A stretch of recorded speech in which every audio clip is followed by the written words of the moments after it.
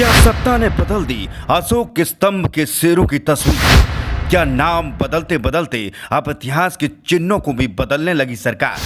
संसद में लगा 4 शेरों वाला भारत देश का वो राष्ट्रीय चिन्ह जो अब तक शांत था, क्या दहाड़ने लगा है? क्या शांति का प्रतीक अब गुस्से में आ गया है?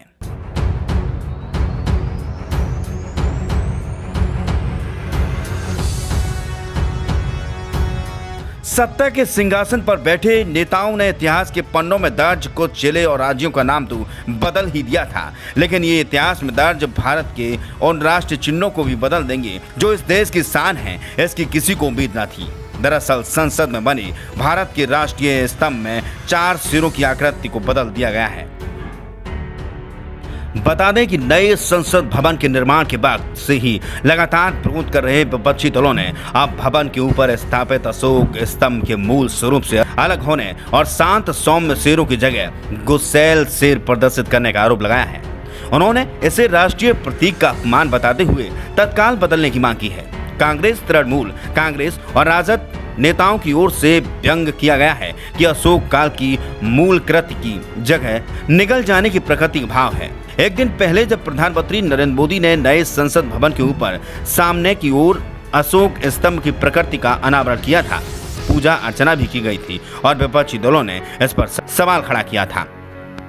विपक्षी नेताओं ने कहा कि संसद सरकार की नहीं होती है, लिहाजा अनावरण लोकसभा अध्यक्ष को करना चाहिए था। भाजपा की ओर से स्पष्ट किया गया था कि संसद का निर्माण सरकार कर रही है, निर्माण पूरा होने के बाद उसे संसद को हस्तांतरित कर दिया जाएगा, लेकिन विवाद थमने का नाम नहीं ले रहा। मंगलवार की सुबह से ही कांग्रेस नेता अधीर रंजन चौधरी, तृणमूल सांसद जवाहर सरकार व महुआ मोइत्रा राजद ने ट्वीट कर नया विवाद खड़ा कर दिया है।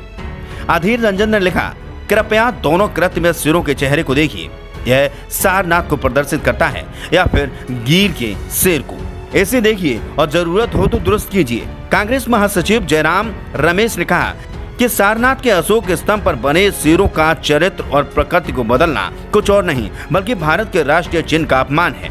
आरजेडी ने दी प्रतिक्रिया, सारनाथ की मूल कृति से इसके भिन्न होने की फोटो लगाते हुए राजद ने कहा, मूल कृति के चेहरे पर सौम्यता का भाव और अमृत काल में बनी कृति के चेहरे पर इंसान, पुरखों और देश का सब कुछ निगल जाने की आदमखोर प्रवृत्ति का भाव है। हर प्रतीक चिन्ह इंसान की आंतरिक सोच को दर्शाता है। ऐसे पहले जवाहर सरकार ने भी कुछ ऐसे ही ट्वीट किया था। वहीं दूसरी ओर आम आदमी पार्टी से राज्यसभा सदस्य संजय सिंह ने एक कदम आगे बढ़ते हुए भाजपा पर आरोप लगाया है कि राष्ट्रीय चिन्ह ही बदल गया। संजय सिंह ने एक ट्वीट को शेयर करते हुए सवाल किया था कि मैं 130 करोड़ भारतवासियों से पूछना चाहता हूं कि राष्ट्रीय चिन्ह बदलने वालों को राष्ट्र विरोधी बोलना चाहिए कि नहीं बोलना चाहिए। संजय सिंह ने जो ट्वीट किया उसमें लिखा था कि पुराने अशोक स्तंभ में सिंह जिम्मेदार शासक की तरह गंभीर मुद्रा में दिखता है, वहीं दूसरे में सिर्फ खौफ फैलाने वाला जैसा लग रहा है।